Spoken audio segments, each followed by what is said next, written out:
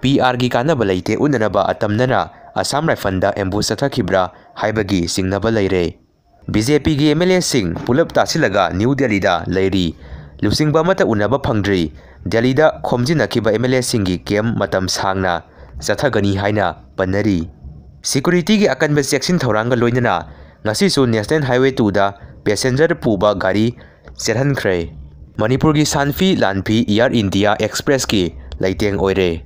RSS ki sahi chama subagi thoramda Singjamai Kendra gi MLA Yumnam Khemchan saruk yakibagi saktam. Lupa karor kungamapan Manipur Legislative Assembly dagi lauthokiba leite. Pawasi phongkiba media house singna sengdoroknaba Manipur Legislative Assembly na khangalakli. Lambi sembidabadagi pisum thongda lambi ban tawbadagi lambi semba haukhre. Sekmai jindagi sugunu phawbagi lambi semnaba sel lauthokraga lambi repairing tawdaba engineer contractor waraklagani KCP. NPP gi MLA ama yauna BJP gi MLA mapan punna MLA tara Delhi gi damak Imphal thadokre. Laingak semnanaba BJP gi MLA singna Delhi da chatpa haibasi yamna ikaiba phawi Okram Ibobi. Wardenna phubadagi mahiroi taraga manga sokpudagi pulisna case ama lokhatle. Handaki mera hau songbada singi phurup singi sip chamaga kunthra manga na saruk yagadauri. Lamlai gi isauna lakhatkiba laupari lising tara rom phau satpa ngamdabadagi laumi sing kokta khut haple.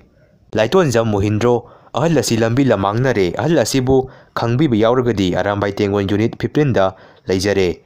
Pau phawbirau haijari number na 770549068 ni hairi. Brahmagi Megway Region Bindu District da Junta ga khutthoknabada PDF ki lanmi sin kukizo ama sikre. Ngasi numidang wairam Tuibongi Zion Bank drill amada Jameson Gangte kauba ama sina phangle. Kanana kari maramgi halamlibano haibadu hauzik phawbagi oina khangba ngamdri.